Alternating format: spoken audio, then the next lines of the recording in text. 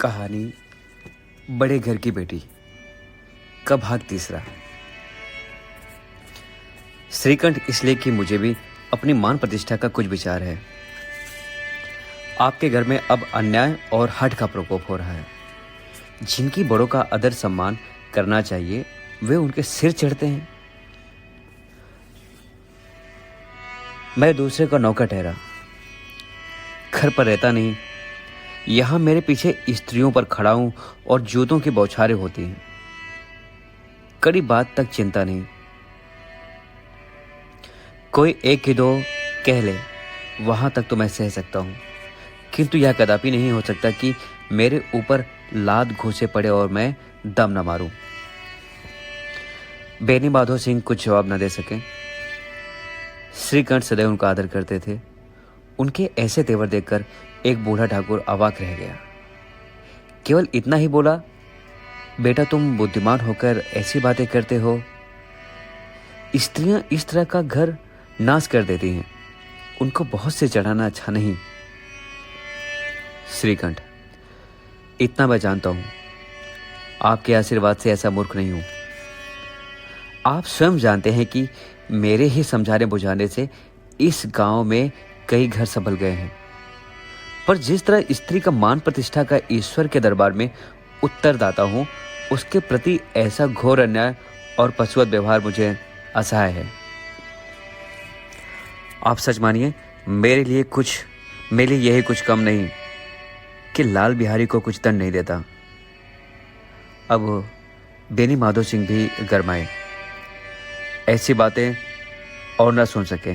बोले, लाल बिहारी तुम्हारा भाई है, उससे जब कभी भूल चूक हो उसके कान पकड़ो। लेकिन श्रीकंठ, लाल बिहारी को मैं अपना भाई नहीं समझता। बेनी माधो सिंह, स्त्री के पीछे? श्रीकंठ, जी नहीं, उसकी क्रूरता और अविवेक के कारण। दोनों कुछ देर चुप रहे। ठाकुर साहब लड़के का क्रोध शांत करना चाहते थे, लेकिन यह नहीं स्वीकार करना चाहते थे कि लाल बिहारी ने कोई अनुचित काम किया है। इसी बीच में गांव के और कई सज्जन हुक्के चिलम के बहाने वहां आ बैठे। कई स्त्रियों ने जब यह सुना कि श्रीकंठ पत्नी के पीछे पिता से लड़ने को तैयार हैं, तो उन्हें बड़ा हर्ष हुआ। दोनों पक्षों की मधुर वाणियां सुनने के लिए उनकी आत्माएं तिलमिलाने लगीं। गांव में कुछ ऐसे कुटिल मनुष्य भी थे जो इस कुल की नीति पूरी गति पर मन ही मन जलते थे। वह कहा करते थे, श्रीकंठ अपने बाप से दबता है इसलिए वह दब्बू है, उसने विद्या पढ़ी इसलिए वह किताबों का कीड़ा है। बेनी माधो सिंह उसकी सलाह के बिना कोई काम नहीं करते। यह उनकी मूर्खता है। इन महानुभावों की शुभकामनाएं आज पूरी होती दिखाई दी। कोई हुक्का पीने के बहाने और कोई लगान की रसीद दिखाने आकर बैठ गया। बेनी माधो सिंह पुराने आदमी थे, इन भावों को ताड़ गए। उन्होंने निश्चय किया कि चाहे कुछ क्यों ना हो, इन द्रोहियों को ताली बजाने का अवसर न दूंगा। तुरंत कोमल शब्दों में बोले, बेटा मैं तुमसे बाहर नहीं हूं, तुम्हारा जो जी चाहे करो। अब तो लड़के से अपराध हो ही गया है। इलाहाबाद का अनुभव रहित झल्लाया हुआ ग्रेजुएट इस बात को न समझ सका। उसे डिबेटिंग क्लब में अपनी बात पर अड़ने की आदत थी। इन हथखंडों की उसे क्या खबर। बाप ने जिस मतलब से बात पलटी थी वह उसके समझ में ना आया। बोला,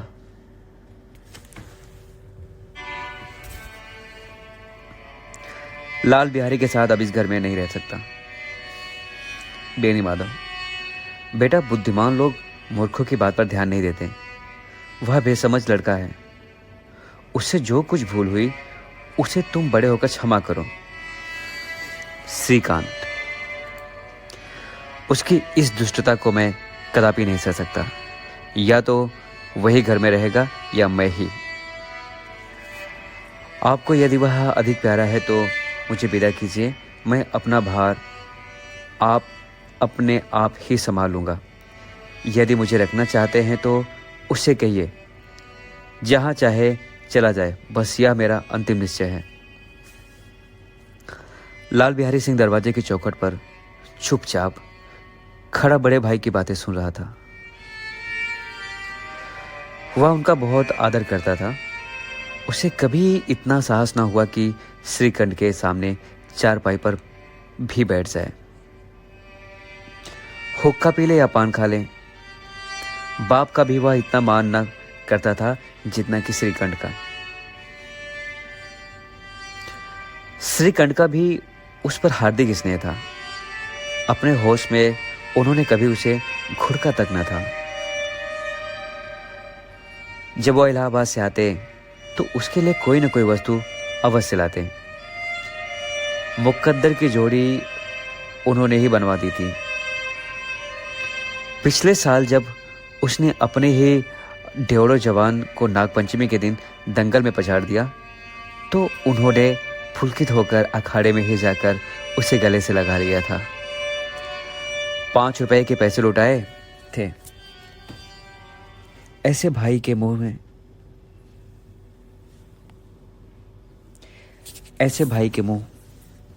आज ऐसी हृदय विदारक बात सुनकर लाल बिहारी को बड़ी ग्लानि हुई।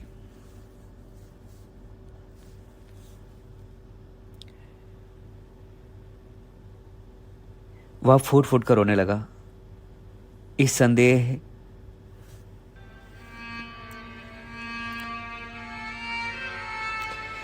इसमें संदेह नहीं कि अपने किए पर पछता रहा था। भाई के आने से एक दिन पहले से ही उसकी छाती धड़कती थी कि देखूं भैया क्या कहते हैं। मैं उनके सम्मुख कैसे जाऊंगा, उनसे कैसे बोलूंगा कि मेरी आंखें उनके सामने कैसे उठेंगी। उसने समझा था कि भैया मुझे बुलाकर समझा देंगे।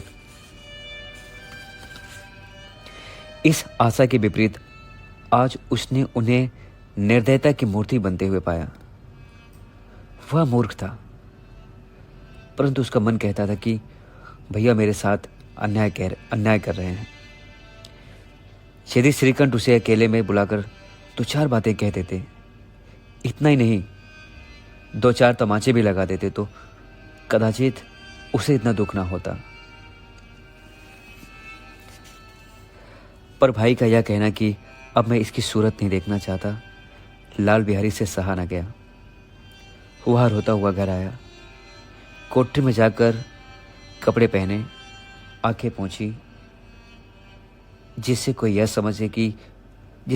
न समझे कि वह रो रहा था। तब आनंदी के द्वार पर आकर बोला, भाभी, भैया ने निश्चय किया है कि वह मेरे साथ इस घर में ना रहेंगे। अब वह मेरा मुंह नहीं देखना चाहते, इसलिए मैं जाता हूं। उन्हें फिर मुंह ना दिखाऊंगा। मुझसे जो कुछ अपराध हुआ उसे क्षमा करना। यह कहते कहते लाल बिहारी का गला भर गया।